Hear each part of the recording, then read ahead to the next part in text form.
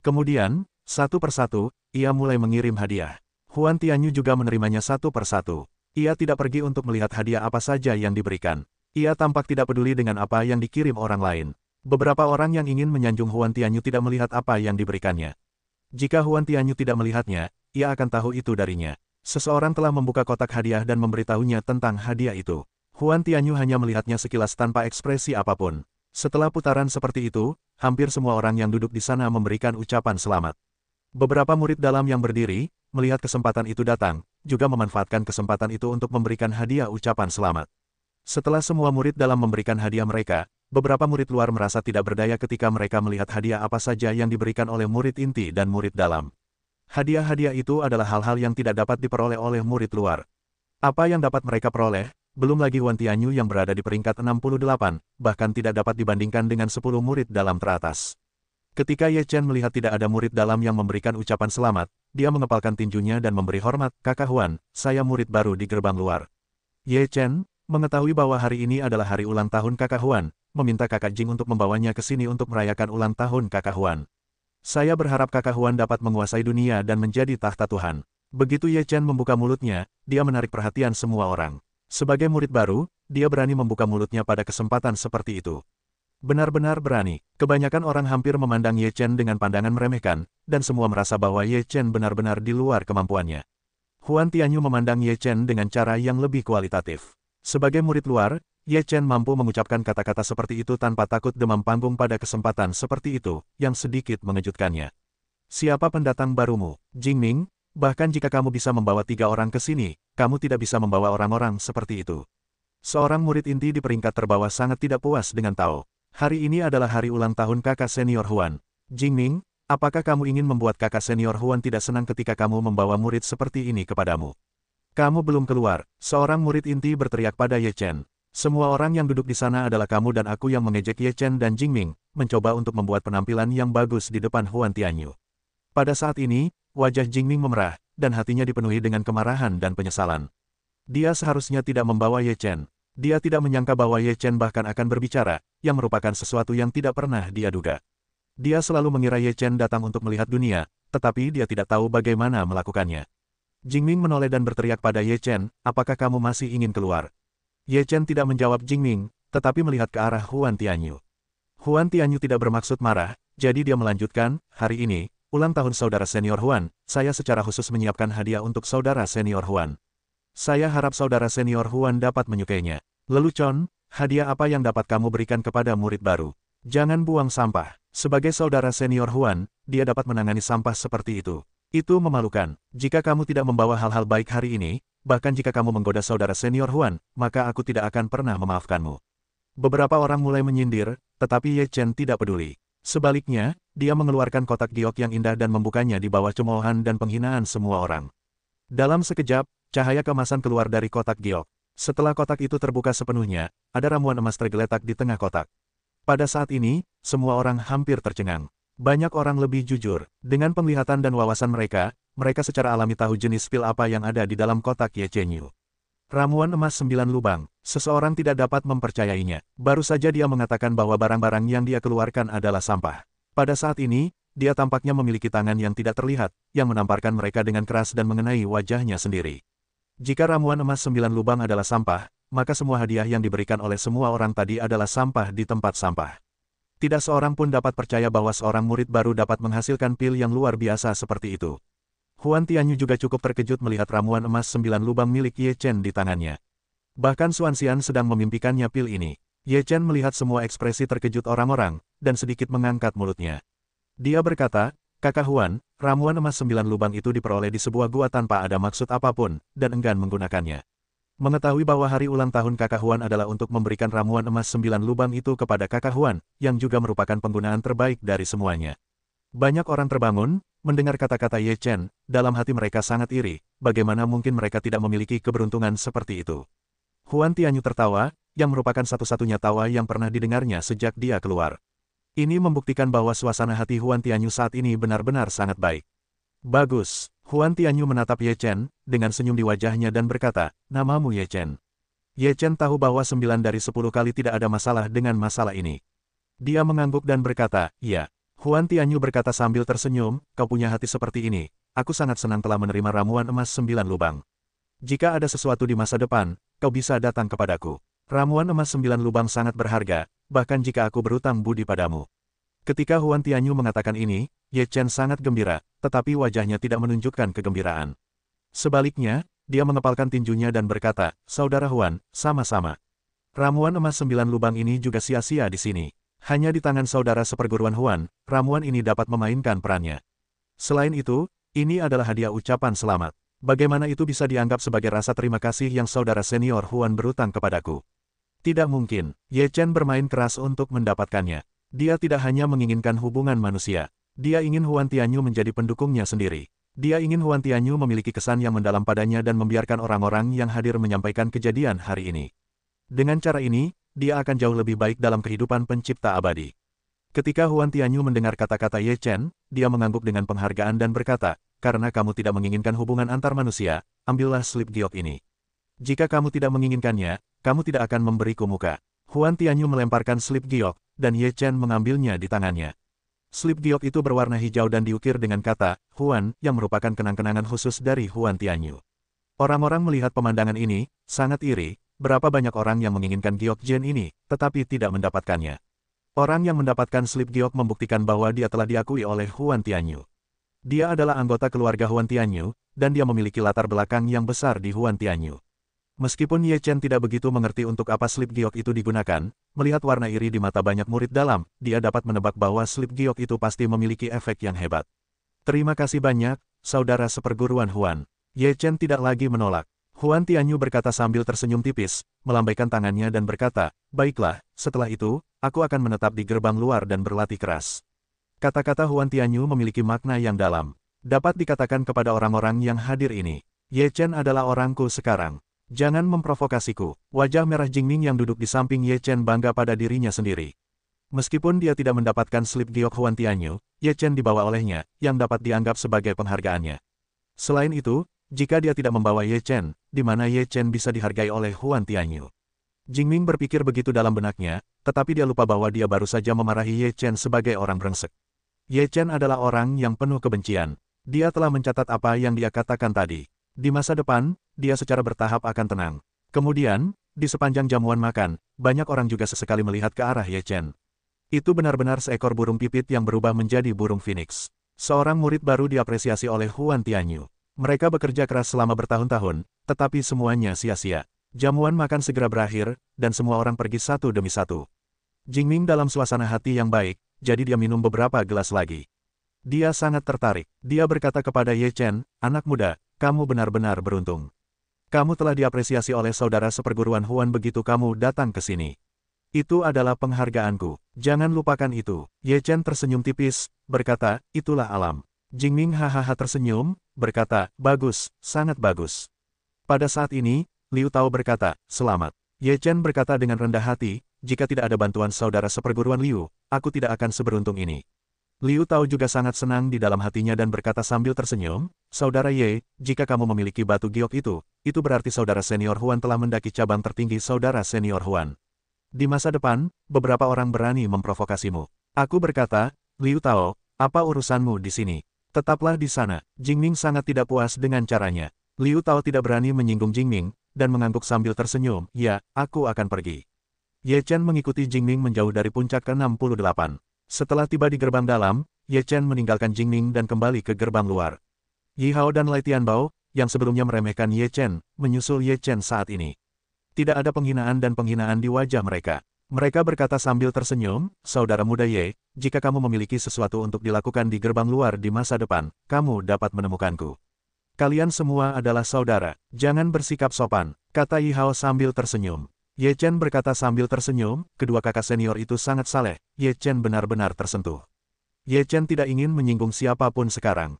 Bahkan jika dia memiliki Huan Tianyu sebagai pendukung, dia sangat rendah hati. Bahkan jika dia adalah murid dari sekolah lain, selama kekuatannya lebih tinggi darinya, dia tidak akan menyinggungnya. Dia harus rendah hati dan toleran sekarang. Jika dia terlalu sombong, dia pasti akan menimbulkan ketidakpuasan dari banyak orang. Tidak baik memiliki terlalu banyak musuh. Melihat bahwa Ye Chen tidak memperhatikan apa yang telah dilakukannya sebelumnya, Lai Tianbao sangat jenaka dan tidak menyebutkannya. Dia berkata sambil tersenyum, Apa maksudmu, Tuan Ye? Kita semua adalah murid luar. Tentu saja, kita harus saling mendukung. Ketika kamu sampai di sana, kamu bisa melakukan sesuatu. Yi Hao menepuk dadanya. Kedua orang ini juga pengikut. Mereka tahu bahwa tidak mungkin untuk memanjat cabang tinggi Huan Tianyu, jadi mereka harus memiliki hubungan yang baik dengan Ye Chen terlebih dahulu. Kemudian, mereka pasti akan membawa mereka beberapa manfaat di masa depan. Ye Chen mengepalkan tangannya dan berkata, terima kasih atas perhatianmu. Aku punya beberapa hal yang harus dilakukan, jadi aku akan pergi dulu. Lai Tianbao dan Yi Hao keduanya mengangguk. Setelah Ye Chen pergi, Lai Tianbao menghela nafas, ini benar-benar mengejutkan. Hal seperti itu benar-benar tidak pernah terdengar. Yi Hao berkata, keberuntungan Ye Chen ini sangat baik sehingga dia harus berteman dengannya di masa depan. Untungnya, dia tidak peduli dengan sikap kita terhadapnya sebelumnya, kalau tidak, dia akan berurusan dengan kita di masa depan, yang tidak sama dengan bermain-main. Bao Qingtian, aku bisa melihat bahwa Meng Tongtong dapat berkomunikasi dengannya untuk menjaga Ye Chen. Dia tidak bisa bersikap pasif. Bagaimanapun, berita itu akan segera menyebar, dan beberapa orang di pintu dalam pasti akan mengambil tindakan.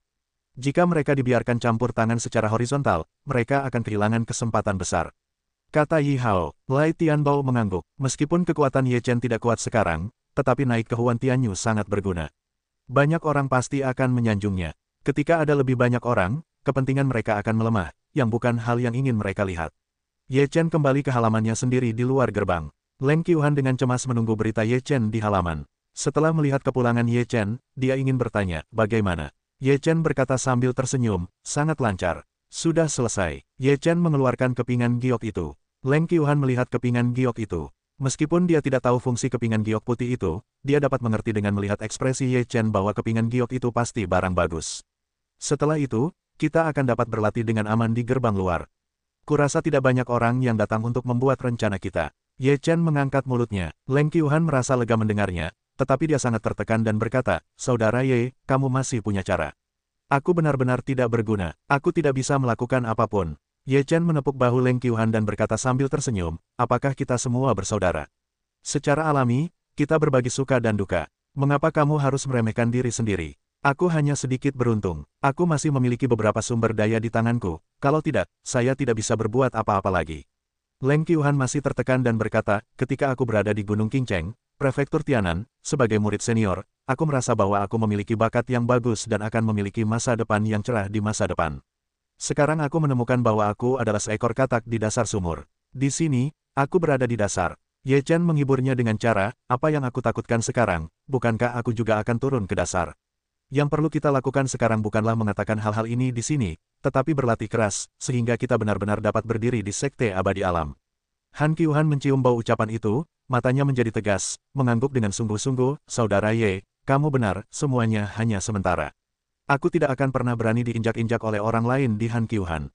Ye Chen berkata sambil tersenyum, baiklah, pergilah berlatih, dan kamu tidak perlu takut bahwa orang lain akan datang untuk mengganggu kita. Han Qiuhan mengangguk dengan sungguh-sungguh. Seorang murid baru dari gerbang luar, yang langsung memanjat cabang tinggi Huan Tianyu, segera menyebar di gerbang dalam. Gerbang dalam sedang gempar, dan mereka tidak dapat mempercayainya. Banyak dari mereka ingin mencari bantuan dari murid inti, tetapi mereka tidak pernah memiliki kesempatan, atau murid inti sama sekali tidak menghormati mereka. Namun, mereka hanya dapat secara tidak langsung menyanjung murid dalam yang memiliki kontak dengan murid inti. Meskipun mereka dilindungi oleh murid inti, pada kenyataannya, mereka tidak hidup dengan baik. Bahkan murid dalam seperti ini, belum lagi yang luar. Hanya dengan berteman dengan murid dalam dan terus-menerus memberikan hal-hal baik, kita dapat mencari perlindungan untuk waktu yang lama. Jika tidak, begitu tidak ada nilainya, tidak ada yang akan peduli padamu. Sekarang, setelah penyebaran murid dalam, banyak murid dalam yang berpangkat lebih rendah atau belum dilindungi oleh murid inti, telah mulai menyampaikan berita kepada murid luar mereka, dan membiarkan mereka pergi menjelajahi angin terlebih dahulu. Ye Chen secara langsung melekat pada Huan Tianyu. Jika kamu dapat memiliki hubungan yang baik dengannya, kamu dapat melakukan banyak hal di masa depan. Untuk bertahan hidup di Xianzong, kita harus menyebarkan jaring. Jika satu saluran tidak bagus, kita harus menggunakan saluran lain. Singkatnya, itu bagus untuk kita. Setelah berita itu diteruskan dari gerbang dalam ke gerbang luar, reaksi gerbang luar bahkan lebih besar daripada gerbang dalam. Lagi pula, itu terlalu luar biasa bagi mereka untuk memikirkannya. Ketika berita itu menyebar keluar, Yin He, Luo Qingcheng dan yang lainnya secara alami mendapatkan berita itu, dan wajah mereka terkejut. Selain itu, mereka belajar dari mulut Meng Tong, yang lebih awal daripada yang lain. Apakah kamu mengerti apa yang aku katakan? Kamu dan Ye Chen datang bersama, berasal dari rumah yang sama, dan tinggal di halaman yang sama. Kamu harus berteman dengannya. Jika kamu punya berita, kamu bisa melaporkannya. Meng Tong menegur. Yin He sudah linglung. Dia marah dalam hatinya. Kenapa? Kenapa Ye Chen selalu begitu beruntung? Kenapa dia bisa diapresiasi oleh murid intinya? Kenapa dia tidak bisa? Dan kenapa dia selalu selangkah lebih lambat dari Ye Chen? Dan kenapa dia begitu pasif dalam kontes? Yin He tidak mengerti. Dia membenci dan membenci dirinya sendiri karena mengambil ramuan transformasi 9 di pertemuan 10.000 abadi. Kalau tidak, dengan ramuan transformasi 9, dia pasti akan diapresiasi oleh murid inti di 20 besar. Sekarang, dia tidak punya apa-apa untuk dipegang, hanya melihat Ye Chen menginjak tubuhnya perlahan. Ya, Yan Shaoqing adalah orang pertama yang menjawab Meng Tong. Meng Tong melihat bahwa orang lain tidak bereaksi, mengerutkan kening dan berkata, apa? Apakah kamu memiliki hubungan yang buruk dengan Ye Chen? Yin He tentu saja tidak perlu dikatakan, hubungan antara Luo Qingcheng dan Ye Chen tidak jauh lebih baik, tetapi Mo Tianzu dan Xiao Han tidak memiliki kebencian dan tidak ada hubungannya dengan Ye Chen. Terlebih lagi, kepribadian mereka juga menentukan bahwa mereka tidak suka melakukan hal-hal seperti itu. Xiao Han berkata, kakak seperguruan Meng, jika kamu ingin memiliki hubungan yang baik dengan Ye Chen, musim gugur masih dingin. Jadi jika kamu ingin berteman baik dengan Ye Chen, musim gugur yang dingin adalah terobosannya. Meng Tong mendengar ucapan itu dan mengangguk dan berkata, baiklah, mari kita mulai dari musim gugur yang dingin, dan pertama-tama sentuh situasi Ye Chen. Ye Chen tidak sederhana. Dia dapat membunuh 3 makhluk abadi secara instan dengan kekuatan 1 lapisan makhluk abadi. Selain itu, dia memiliki banyak cara. Dia banyak akal dan banyak akal. Jika kamu ingin mendapatkan bantuannya, kamu dapat melakukan pekerjaan yang dangkal, tetapi tidak ada gunanya. Mo Tianzu berkata, menurut apa yang aku ketahui tentang Ye Chen, dia adalah pria yang menghargai cinta dan kebenaran. Oleh karena itu, jika kamu ingin berteman dengannya dan memiliki manfaat di masa depan, kamu harus memperhatikannya atau membiarkannya berutang padanya hubungan manusia.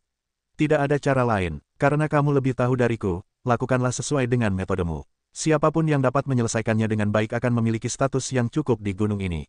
Meng Tong membuat sebuah janji, dan janji ini untuk Xiao Han beberapa orang, tetapi godaannya sangat besar. Setelah Yin He dan yang lainnya kembali ke halaman, Yin He mengunci diri di kamarnya.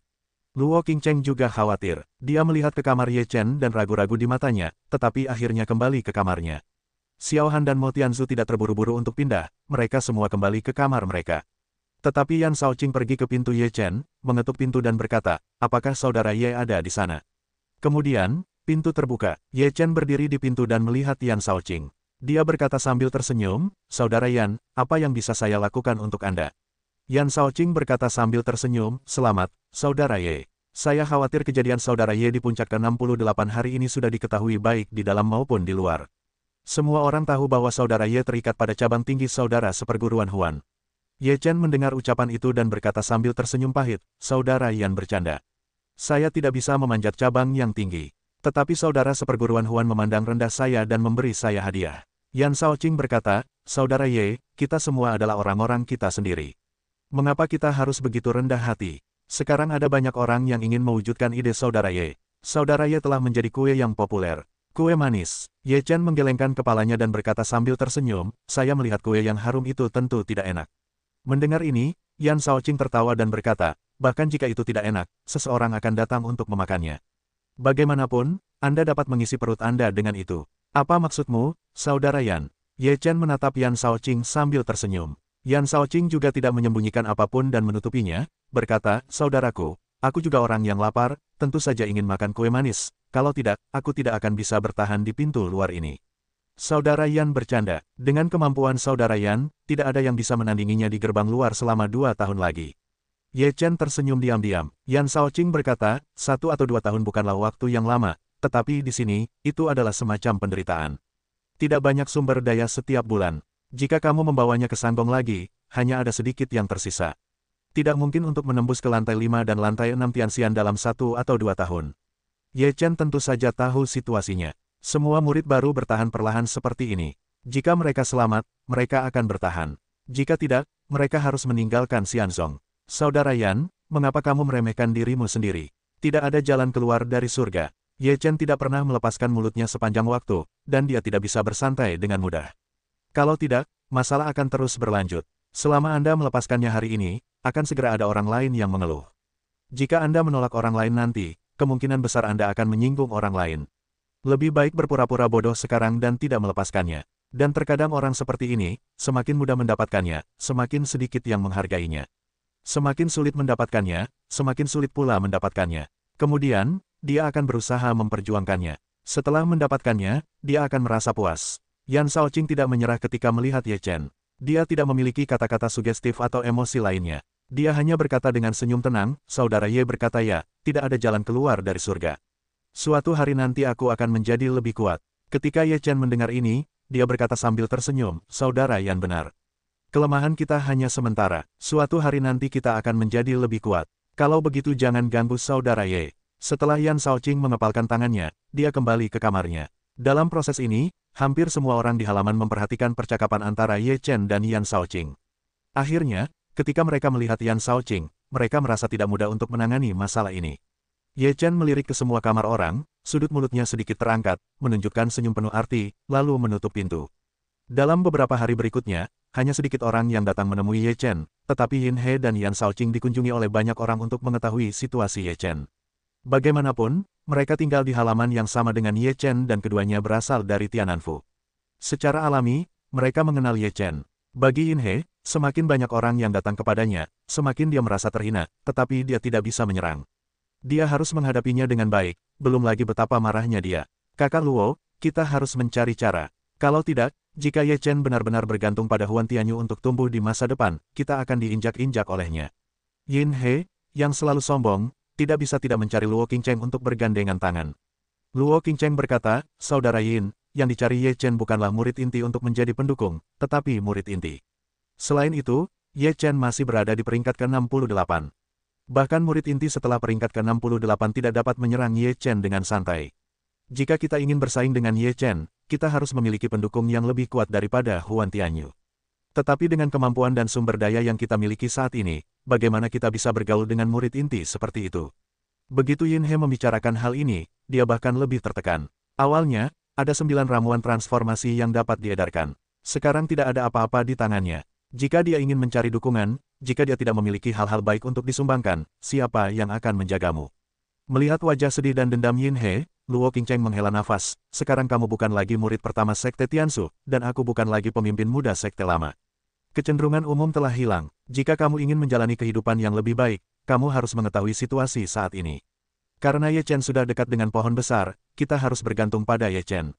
Ini adalah hal yang paling bijaksana. Apakah kamu akan menyenangkan Ye Chen? Yin He menatap Luo Qingcheng dengan cara yang tidak dapat dipercaya. Luo Qingcheng berkata sambil tersenyum, Ye Chen dan aku tidak memiliki permusuhan langsung. Bagaimana kita bisa tahu jika kita tidak mencobanya? Kamu dan Ye Chen, bagaimanapun juga, adalah murid dari Sekte Tiansu. Mungkin mereka lebih baik berbicara daripada aku. Lebih baik berbicara, Yin He mencibir, tetapi tidak melanjutkan bicaranya. Luo Chenchen juga mengetahui beberapa dendam antara Ye Chen dan Yin He. Jika dia ingin meminta Yin He untuk pergi ke Ye Chen, Yin He harus tidak tahu malu, dan Ye Chen mungkin tidak akan memandangnya dengan baik. Leng Qiuhan pergi keluar selama beberapa hari, tetapi menemukan sebuah pintu. Leng Qiuhan berkata dengan sangat tidak bisa berkata-kata, orang-orang ini benar-benar tidak berhenti untuk mencapai tujuan mereka. Adik seperguruan Leng, kudengar kamu memiliki hubungan terbaik dengan adik Ye. Jika kamu membutuhkan bantuan di masa mendatang, tolong beritahu aku, dan aku akan mencoba yang terbaik untuk menyelesaikannya untukmu. Seorang pemuda berpakaian putih berkata sambil tersenyum. Dia mengeluarkan sekantung harta karun dari tangannya dan meletakkannya di tangan Leng Qiuhan. Leng Qiuhan mengalami beberapa kecelakaan, tetapi juga membuatnya merasa bahwa sangat penting untuk memiliki pendukung yang kuat di belakangnya. Bahkan jika kekuatannya rendah, beberapa orang akan menyanjungnya. Sama-sama, saudara seperguruan. Saya akan memberikan barang-barang ini kepada saudara Ye. Kata Leng Qiuhan ringan. Pemuda berpakaian putih itu berkata sambil tersenyum, tidak, ini untuk saudara seperguruan muda Leng. Saya berharap di masa depan, saudara seperguruan muda Leng dapat berbicara lebih banyak kata-kata yang baik di depan saudara seperguruan muda Ye. Jika ada kesempatan di masa depan, dapatkah Anda membawa saya untuk melihat saudara seperguruan tua Huan? Leng Qiuhan mengerti mengapa begitu banyak orang datang ke Ye Chen, berharap bahwa Ye Chen dapat membawa mereka untuk melihat Huan Tianyu, dan kemudian mengambil kesempatan untuk mendapatkan penghargaan dari Huan Tianyu. Jika Ye Chen beruntung, dia mungkin terbang ke langit. Leng Qiuhan mencibir dalam hati, tetapi mulutnya berkata, saya akan memberitahu, karena sudah menjadi keputusan akhir, maka saya tidak akan mengatakannya. Pemuda berpakaian putih itu bahkan berkata, aku tahu ini. Terima kasih banyak, saudara muda Leng. Setelah pemuda berpakaian putih itu pergi, Leng Qiuhan melihat benda-benda di dalam tas surga dan bumi. Semuanya adalah batu abadi, dan jumlahnya ada 200. Orang-orang ini sangat kaya sehingga mereka dapat mengeluarkan begitu banyak batu abadi. Leng Qiu mendengus dingin, lalu melihat ke kamar Ye Chen, keluar dari halaman. Dalam sekejap mata, setengah bulan telah berlalu. Selama setengah bulan ini, Ye Chen belum menunjukkan wajahnya. Orang-orang yang pandai dalam Ye Chen hanya dapat menemukan Leng Qiu. Kamar Ye Chen dipenuhi dengan napas yang kuat, yang pecah menjadi riak-riak. Selama liburan, jubah Ye Chen berkibar, dan napasnya naik dengan cepat. Jelas, ia telah menembus ke lantai 2 negeri dongeng. Setelah napas Ye Chen tenang, ia berdiri dan merasakan sesuatu. Ia mengeluarkan kepingan giok yang diberikan Huan Tianyu kepadanya, dan cahaya bersinar di atasnya. Ye Chen sedikit ragu, melihat dari kepingan giok di atas beberapa kata, cepat datang ke 68 puncak. Ye Chen melihat kata-kata ini, awalnya sedikit terkejut, lalu segera keluar dari ruangan. Meskipun ia tidak tahu apa hubungan Huan Tianyu dengannya, ia tidak dapat menunda sejenak. Setelah meninggalkan gerbang luar, kami langsung menuju puncak ke-68. Ye Chen memiliki Jin Giok di dalamnya, tidak ada yang akan menghentikannya. Sepanjang jalan menuju puncak ke-68, ia memasuki istana. Ketika Ye Chen datang ke kuil, sudah ada beberapa sosok di aula. Ye Chen telah melihat semuanya. Mereka semua adalah orang-orang yang datang untuk merayakan ulang tahun Huan Tianyu terakhir kali. Ketika mereka melihat Ye Chen, mereka hanya melihat sekilas, meskipun itu adalah sapaan yang sopan. Ketika orang lain mengabaikan diri mereka sendiri, mereka tidak bisa bersikap tidak sopan. Ye Chen masih mengepalkan tangannya dengan sopan kepada orang-orang ini. Ye Chen telah bertemu dengan semua saudara senior.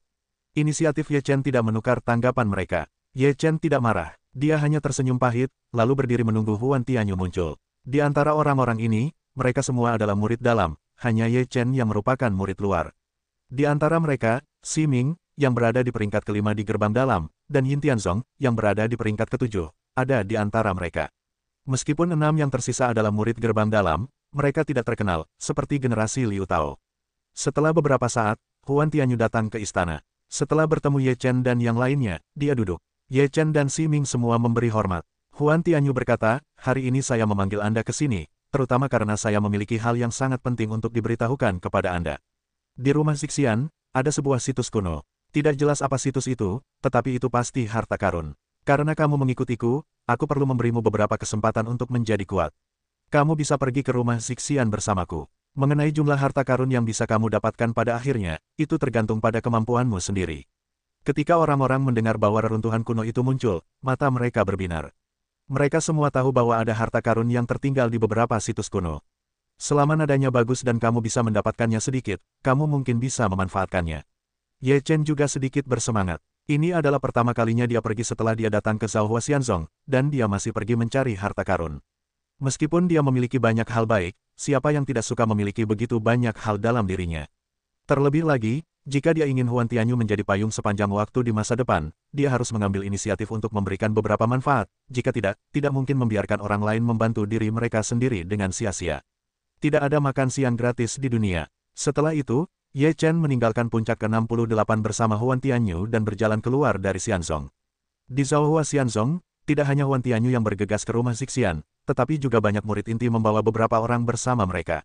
Saat ini, kekuatanmu adalah yang terlemah. Sangat berbahaya untuk pergi ke situs kuno rumah Zixian. Kamu harus bersiap. Dalam perjalanan, Huan Tianyu berkata kepada Ye Chen. Ye Chen berkata sambil tersenyum, terima kasih atas perhatianmu. Hidupku selalu sulit. Aku percaya kali ini akan sangat lancar. Huan Tianyu berkata sambil tersenyum, bagus, beranilah. Huan Tianyu tidak tahu mengapa. Dia hanya merasa bahwa Ye Chen adalah orang yang layak mendapat lebih banyak perhatian. Meskipun kekuatan Ye Chen tidak tinggi saat ini, dia memiliki perasaan bahwa dia harus memperhatikannya. Tampaknya dia memiliki semacam cahaya yang mencolok.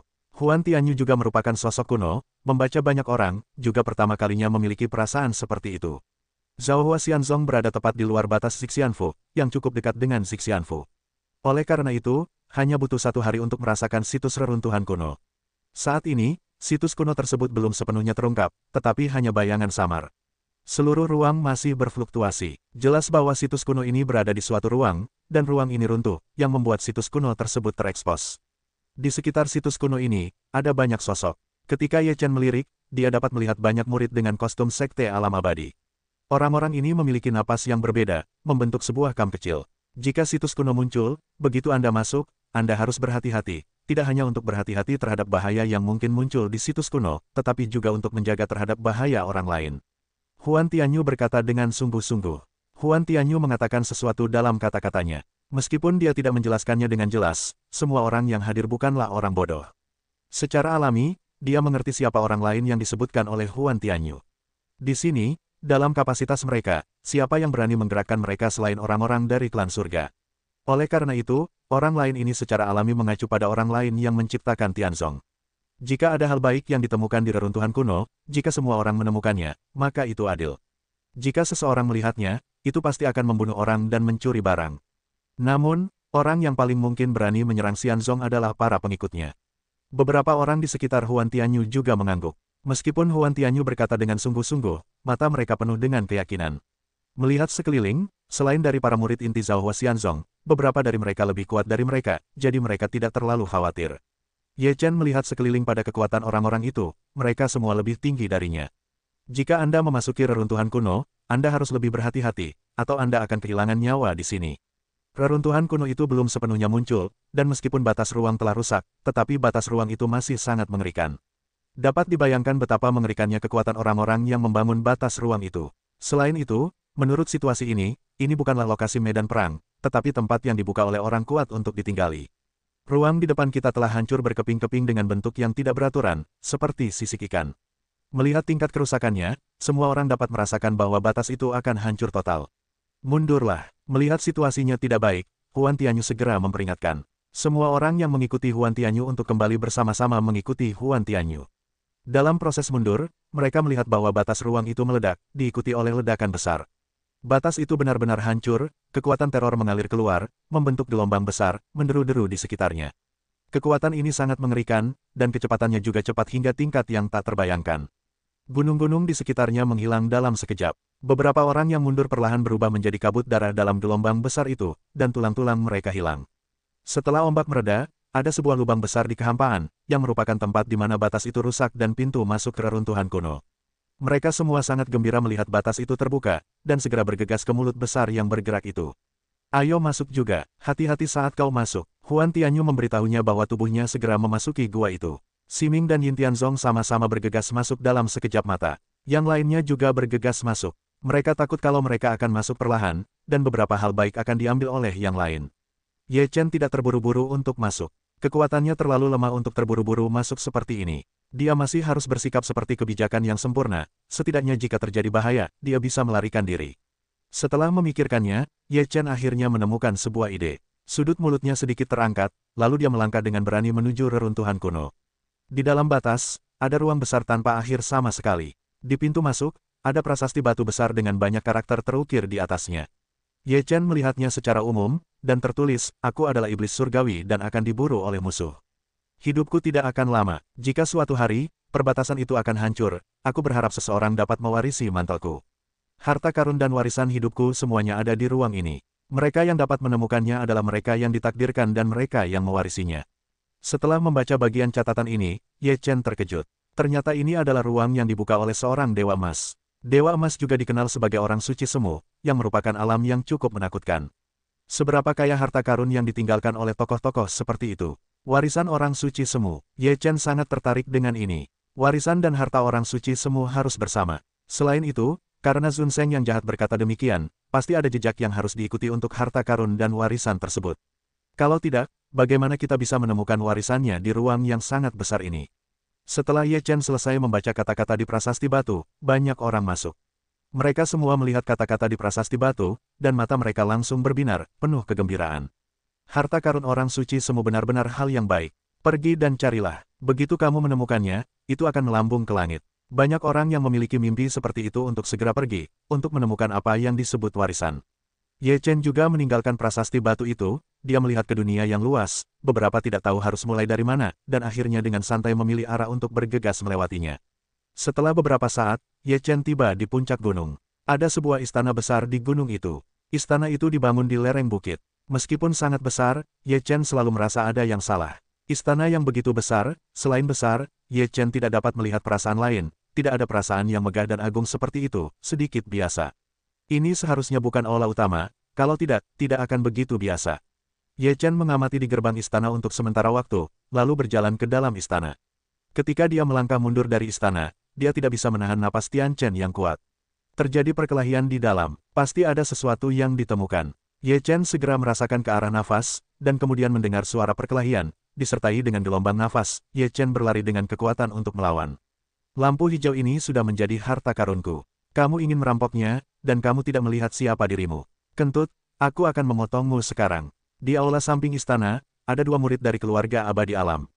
Ye Chen menatap mereka diam-diam. Mereka berdua adalah murid dari pintu dalam. Ye Chen tidak tahu banyak tentang mereka. Mereka seharusnya tidak termasuk dalam 10 besar. Ye Chen melihat lampu hijau di tangan seorang murid dalam, yang seharusnya menjadi harta karun. Ye Chen melihat pertempuran antara kedua pria itu dan segera mundur. Kekuatan kedua pria itu bagus. Dia tidak perlu mengambil risiko untuk merampok mereka. Dia mungkin juga pergi ke istana untuk menemukan petunjuk tentang warisan. Segera, Ye Chen datang ke aula utama istana. Ada tulang putih duduk tepat di atas aula utama. Pakaian di tulang putih itu sudah lapuk, dan tulang-tulangnya retak. Jelaslah bahwa dia sudah mati terlalu lama dan akan berubah menjadi abu. Ye Chen mendatangi tulang putih itu, dan melihat paha tulang putih itu telah berubah menjadi bubuk, dan matanya sedikit berat. Seseorang telah datang ke sini dan memindahkan tulang putih itu, kalau tidak tulang itu tidak akan berubah menjadi bubuk. Apa yang ada di paha tulang putih itu? Ye Chen berpikir dalam hatinya, dan siapakah pria ini? Apakah dia orang kuat di bawah komando Tianzi Zuosheng? Bisakah petunjuk tentang harta karun Tianzi Zuosheng ditemukan di tulang putih ini? Ye Chen memikirkan banyak pertanyaan sekaligus, tetapi barang-barang Bai Gu telah diambil. Dia tidak punya cara lain selain terus mencari petunjuk lain di istana. Apakah itu diambil oleh salah satu dari dua orang itu? Ye Chen terus mencari, sambil berpikir. Di istana ini, selain dari keduanya, tidak ada orang keempat. Jika ada sesuatu di tubuh tulang putih itu pasti telah diambil oleh mereka. Tidak peduli benar atau tidak, kita harus tetap mengawasi mereka. Jika mereka benar-benar punya petunjuk, mereka bisa mencoba mendapatkannya. Ye Chen berpikir, memisahkan tubuh, menuju tempat kedua pria itu bertarung. Ye Chen tiba di bagian terdalam istana lagi. Di mana ada gerbang batu, gerbang itu tertutup rapat. Ye Chen mendorongnya dengan tangannya. Tidak ada gerakan. Akhirnya, dia hanya mengepalkan tangan, dan gerbang batu itu runtuh dalam sekejap. Ye Chen berjalan ke gerbang batu. Ada banyak kotak, botol giok, labu, dan barang-barang lainnya di pintu ruang batu, tempat Ye Chen mengunjungi banyak lemari. Begitu matanya menyala, dia segera pergi untuk memeriksa. Namun, yang membuatnya kecewa, semuanya kosong dan semua hal baik telah diambil. Aku bersihkan. Ye Chen tak kuasa menahan diri untuk melontarkan komentar kasar. Ye Chen meninggalkan ruang batu dengan kecewa. Dia telah mencari di seluruh istana dan tidak menemukan apapun. Saat ini, kedua orang di istana sudah mendapatkan hasil. Murid dalam yang memegang lampu hijau melukai murid dalam lainnya dengan serius, dan kemenangan atau kekalahan dibagi. Bagaimana, jika kau ingin melawanku, kau tidak perlu melihat seberapa hebat dirimu. Murid dalam yang memegang lampu hijau berkata dengan nada mencemooh. Murid dalam lainnya menyeka darah dari sudut mulutnya dan berkata dengan marah, kau tidak bisa membunuhku. Kau harus tahu siapa yang ada di belakangku. Murid dalam yang memegang lampu hijau berkata dengan dingin, sekarang siapa yang ada di belakangmu penting. Aku akan membunuhmu di sini, tidak ada yang tahu, jadi kau akan mati saat kau mati. Saat kau mati, aku akan mengambil harta yang kumiliki untuk mencari pendukung yang lebih kuat. Lalu, bahkan jika orang-orang di belakangmu mengetahuinya, bagaimana? Wajah murid dalam yang terluka parah itu berubah jelek dan berkata dengan marah, apakah kamu pikir kamu dapat menemukan harta karun itu dengan mendapatkan lampu hijau ini? Apakah begitu mudah untuk menemukan harta karun orang suci semu yang jahat? Diperkirakan bahwa lampu hijau ini adalah salah satu barang yang membuka harta karun itu. Murid yang memegang lentera hijau berkata sambil tersenyum, kamu tidak perlu khawatir tentang ini. Selama aku memiliki lampu hijau ini, harta karun itu akan menjadi bagianku. Itu tidak ada hubungannya denganmu. Katanya, memegang lampu hijau di mata para siswa, membunuh ke arah siswa yang terluka parah di masa lalu. Ye Chen memisahkan diri dan bersembunyi di samping, mendengarkan kebenaran, dan berkata dalam hatinya, apakah lampu hijau ini yang dia ambil dari Bai Gu?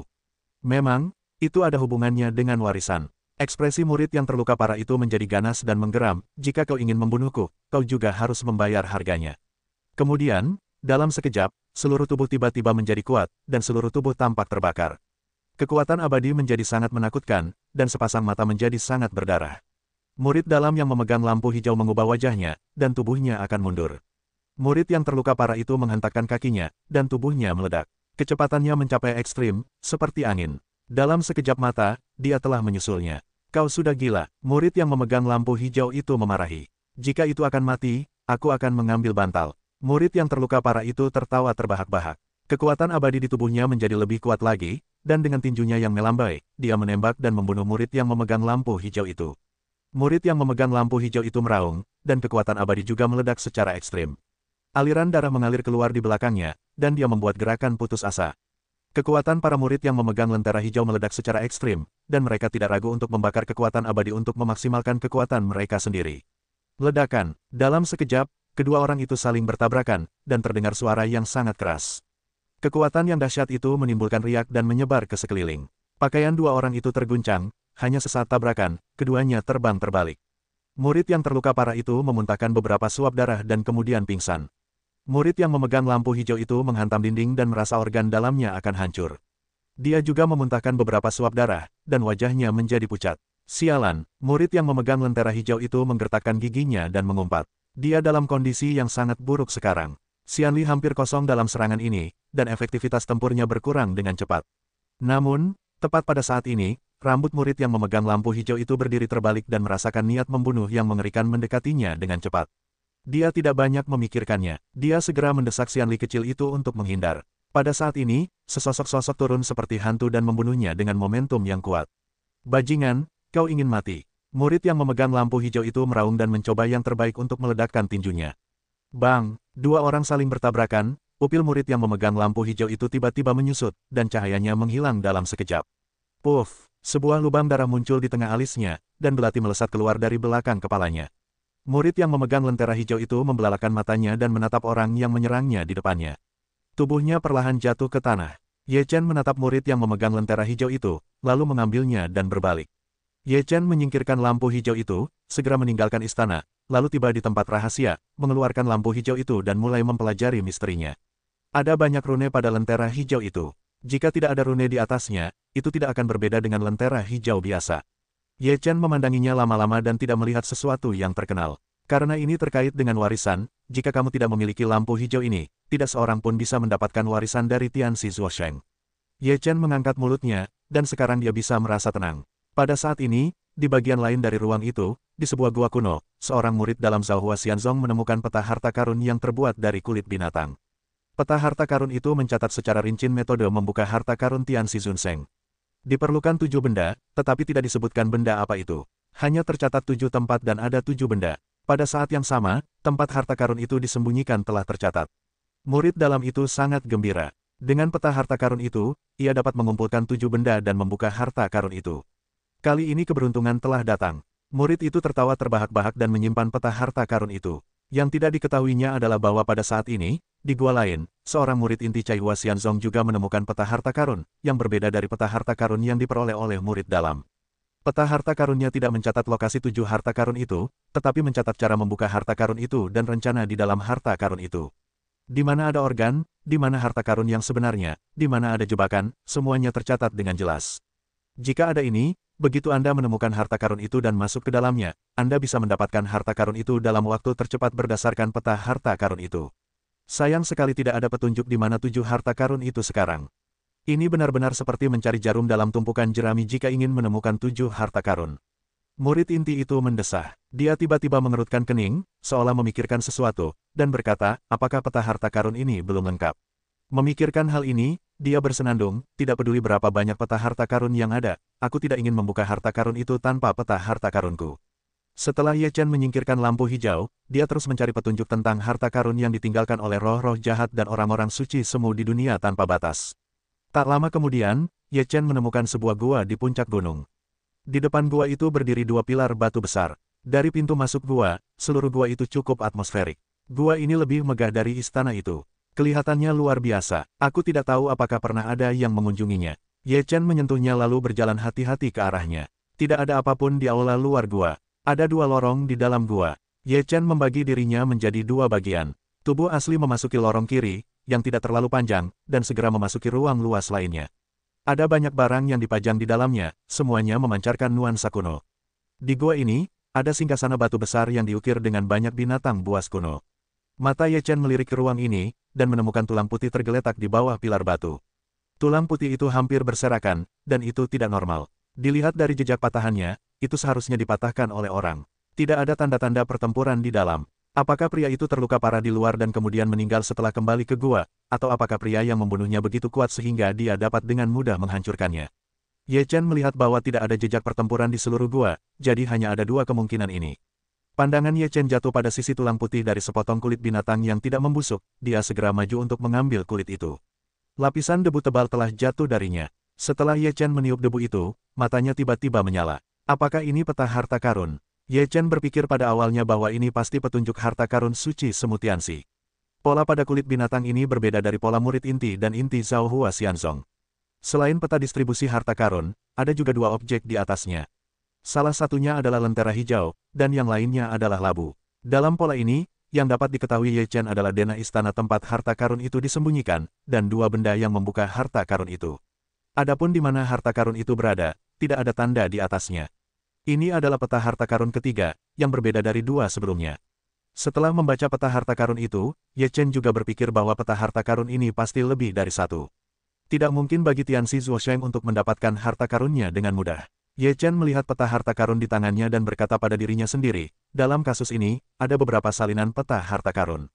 Hanya dengan menyatukan semua peta harta karun, kita dapat sepenuhnya memahami lokasi harta karun dan cara membukanya. Menjadi orang suci benar-benar bisnis. Ye Chen tersenyum dan kemudian menyimpan peta harta karun itu. Meskipun dia tidak yakin tentang lokasi harta karun dan apalagi yang dibutuhkan untuk membuka harta karun itu, dia setidaknya memiliki beberapa petunjuk, dan mungkin untuk mewarisinya. Ye Chen memasuki lorong, menemukan sebuah bilik batu, di dalam bilik batu tersebut terdapat tumpukan batu peri tersebut relatif besar, diperkirakan jumlahnya mencapai puluhan ribu. Selain itu, terdapat beberapa rak buku. Terdapat beberapa botol dan toples di rak buku tersebut. Setelah Ye Chen memeriksa satu persatu, ia masih menemukan beberapa pil. Namun, pil tersebut hanyalah pil darah merah biasa dan pil tenglong. Tidak ada yang istimewa dari pil-pil tersebut. Ye Chen membolak-balik seluruh gua dengan hati-hati sebelum ia menyerah dan berjalan keluar dari gua.